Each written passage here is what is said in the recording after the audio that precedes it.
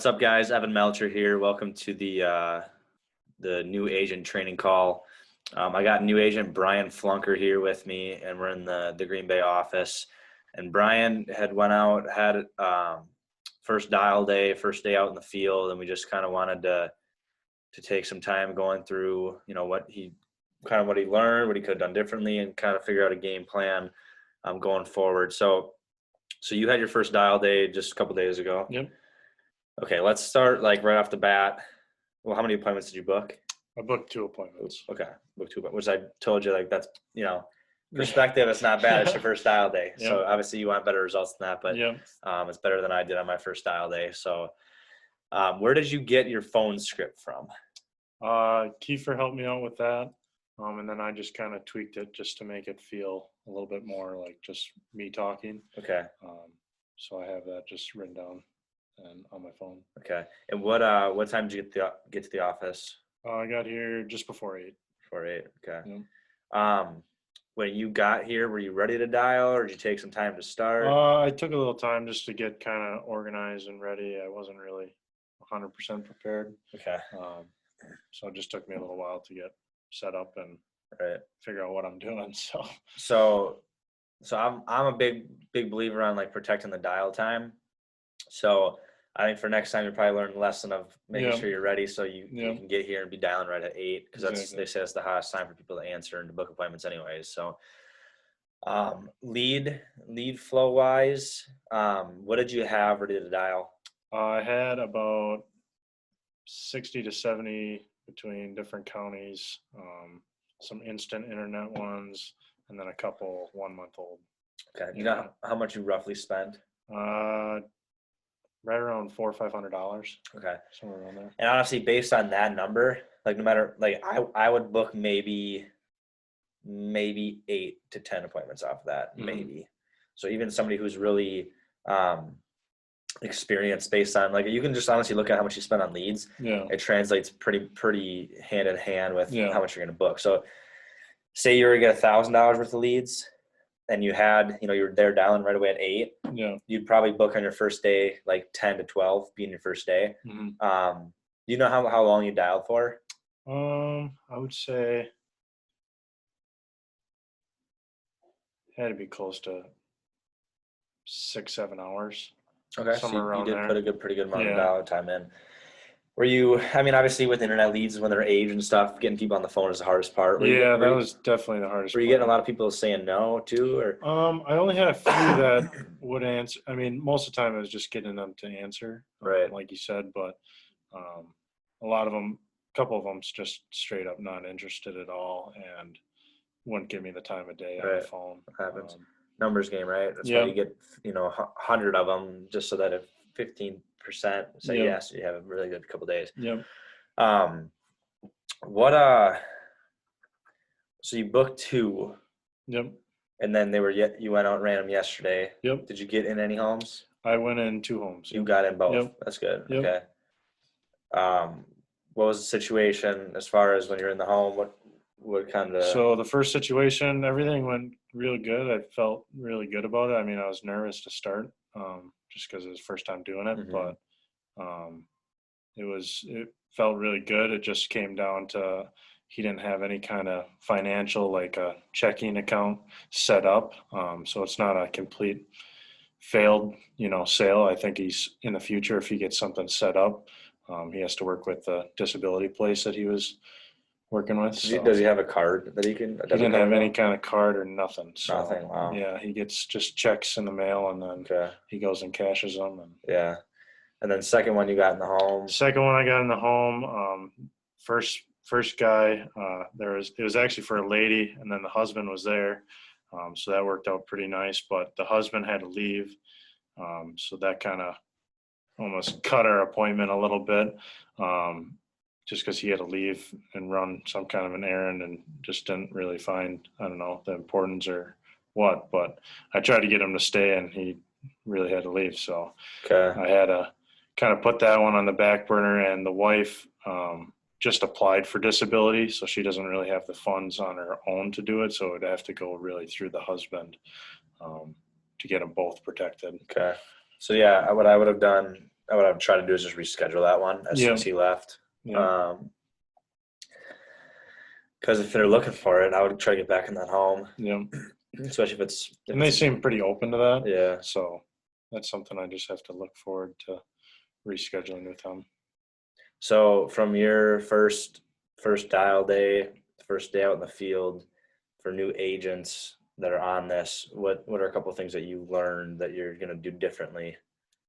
I'd say just from the dial day, just being prepared. I think I just really didn't know what I all needed, and I learned a little bit just from watching a couple of the people here right away in that morning. Just between having a plan or having a notebook to write stuff down in and everything, and just getting more set up, I'd say. Okay. Were you able to, and while you're in the process, were you able to ever get on like the Zoom live dials? I was not. No. What were you doing before this? Before this, I did a little bit of everything. Honestly, I started out as a mechanic, and then I did sales for that company, for that auto shop, and then I did a little bit of mechanical assembly, and then I did some shipping and receiving department work as far as just running their ins and out paperwork kind of stuff, kind of all over the board. So Gotcha. Yeah, because I don't know. I mean, maybe you didn't even know, but we do on Thursday. We have we're on. Some people are on Monday, but every single Thursday we do FFLdialday.com. We have a schedule of top producers that are on there dialing, just so people who are in the process about to start, they can hop on and kind of see it in, live and just try to tweak their own scripts and be more prepared for, say, objections and whatnot. yeah, Gotcha. So, I mean, my advice to you is we got to figure out, first of all, we got to get you making a sale so you can get some commission. yeah, And then the biggest thing I've seen for new agents that they get tripped up on is you're going to go make your first 2 or 3 sales and you're going to see $1,500 to $3,000 deposited. And you're going to like naturally want to go pay your bills with it right away. Sure. Instead of like, okay, I'm gonna keep. That. Well, I mean, you need $1,000 every dial day. That's what I really believe in. Yeah. So if you can get to the point where, say you have $2,000 deposited, you can save $1,000 for bills that month that are coming up, and then you take $1,000 to just put it back in. You're gonna turn that $1,000 into $2,000, and you're able to do the same thing. Put $1,000 away, put $1,000 back in leads. Yeah. That's honestly the biggest thing that people get tripped up in this, because it's like it's human nature. We're not used to spending money to make it. Yeah. At least most of us aren't. Yeah. And that's a hard thing for a lot of people. I know that like when I started, that's one of the things that I did. I didn't change like lifestyle at all. Same everything for a long time until I really had a lot of money sitting in my business account where I could have a backup, So that's a big thing. I wanted to throw that out there at you, but I think you said you're going to do a little bit of door knocking today. Yep. I'm going to try doing some door knocking. Dude, people make a lot of money off of that. Yeah. With those leads that, whether it's a disconnected number, if it's a wrong phone number, those are the ones that are golden. Because I'll never forget, this was like last summer.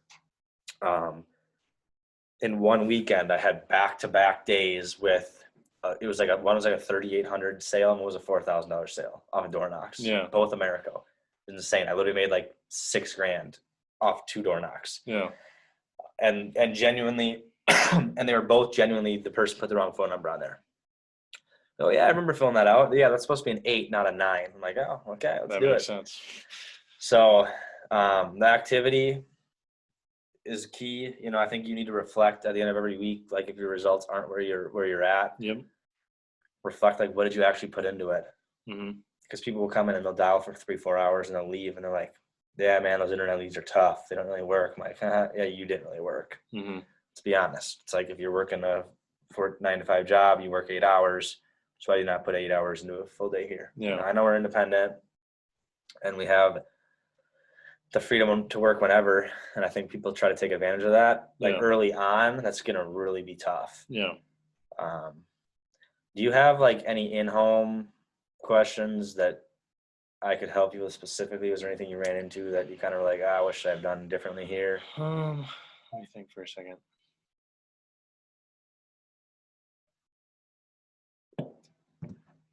I think the biggest thing was just getting that set up part. I think just not knowing exactly what you all needed, um, and just basic stuff like that, I think was my biggest questions. I don't think I really had anything. So preparation. Yeah. Something, no offense, that you probably missed the mark on a little bit. Yeah, definitely. Which is fine. Well, it's fine to an extent because there's definitely a happy balance between being too prepared and not prepared enough. Because a lot of people come in and they're like, well, I'm going to wait, because I want to make sure I have all this stuff ready. And, they kind of overthink it a little bit, I think. Yeah. And I think I was more focused on I was more worried about actually being in the home, with the person before booking the appointment. Just thinking well, if I don't know what I'm doing, why would I call these people? I guess that's a big I was the thing same way, dude. I was the same way. I worked with, Tyler Sagan, and that was the same thing we kind of went through. Is I was always like, dude, why don't you help me with this? I don't know what I'm doing here. I'm not going to go out and dial and do all these things before I know what I'm doing. But most of the top producers, they're the ones that just kind of showed up. They worked hard. They went with it. They learned as they went. Yeah. And that's kind of what Kiefer did. I mean, helped me just kind of pushed into it a little bit and got me going. So that's good. So going forward, I mean, obviously we got we got schedules weird with this time Christmas. Of year, but my biggest piece of advice to you, dude, is as your next dial day comes up, whether it's Kiefer, I mean, I would go to Kiefer. I mean, she's literally like a top 15 insurance agent in the entire company. That's not no BS. I would go to her. You can never be bothering her too much. It's her job to help you have success. You don't ever feel like you're reaching out too much. And I think we got to figure out a really good game plan lead-wise to make sure you can have a successful dial day where you can book, say, 6 to 8 to 10 appointments in a day. Where that way you can't fail. Where just walk into a couple sales, and then it's just a matter of getting, taking some of that commission and putting some away, but then also making sure you can keep the ball rolling, keep investing it, keep the business going. So that's what you're doing right now, is just starting the business. Do you feel not confident enough sometimes in on the phone? I would say not really on the phone. I mean, sometimes if it's a hard question or if they're really short with you or something like that. But I mean, I talked on the phone a lot in a previous job of mine. So I mean, you dealt with customers daily. It's a little bit different, obviously, being a customer versus somebody. I mean, these are customers as well, but at a different stance, I'd say, because you're trying to get in home with them. So I'd say confidence-wise on the phone, I don't think I'm too bad. I think it's just really just rehearsing my script more and just really having those objections, to be able to just fire away after them and just get right back on track. And I think you understand that this is the hardest part. It's going to get easier. Just got to get over that learning curve and just be confident with it. And definitely. Because at the end of the day, who cares? I mean, if you say something stupid on the phone, you're never going to see these people. You're never going to talk to them again, most likely. So just let it rip. But cool. Well, you're in good hands working with Kiefer and this group here, and a lot of top producers, and just take advantage of it. Just reach out and definitely. I know holidays coming up, but you were able to get here for 8. Take some time out of your day to do some training. And when you were doing, let's do this real quick before we wrap this up. Let's go through your phone script. I know I'm putting the pressure on you here, but if you call me, hello. Hey, this is Brian. Hey, Brian. Hey, how are you doing today? Good. I'm with state regulated. I'm getting messed up already, but it's all good. You'll be able to do this in your sleep eventually. I can't without looking at it. I have to look at it already just because it's all good. I'm already messed up. So I'm just going to go through mine with you. Okay, so I call you, you answer. Hello? Hey, Brian. Yeah, hey, Brian, this is Evan. And I'm actually just getting back in touch with you real quick, just to let you know that we got that request you put in online about the insurance program. I'm just the guy assigned your case on that. You put your address 123 Main Street. Is that right? Yep. Perfect. And then your date of birth is 1/2/58. Is that right? Yep. Okay, cool. Yes, my job's super simple. I'm just the local guy that is assigned your case to get you that information. Just takes about 10 to 15 minutes. What they do is they dispatch me out there. I just got to verify ID, go through the eligibility with you. Are you working, retired, or on disability? I work yet. You work? Okay, perfect. They have me out in the area tomorrow and Wednesday. What time are you typically getting back from work? I get home around like 4:35. 30. Okay, looks like I have a 6 or a 7 tomorrow. Which one of those is better for you? Let's do the 7. 7. Okay, so right off the bat, dude, it's just like, hey, Brian, this is Evan. I'm just getting back to you real quick. I don't mess with like asking how they are or anything like that. Sure. 'Cause I'm just like, they're busy. I'm busy. I'm just getting business right away. Yeah. I think that shows them that we're serious about this. We're doing business. Just straight to the point. Right. So it's like somebody always used to say, if you have a plumber come over to fix your toilet, like, you just want to take it care of. Yep. You don't want them to sit around and chit chat and beat around the bush. It's like, hey, what's wrong with my toilet? Can you fix it? I gotta take a dump, dude. Let's get this going. But we'll wrap this up. Brian will be on the leaderboard soon. I'm feeling it. 20K, 30K a month producer coming to you guys soon. You hope so. Confidence, brother. I plan to. Yeah, there we go. But thanks for hopping on, guys. Make it a good day. Let's get to work. Talk to you guys soon. I don't know how to start.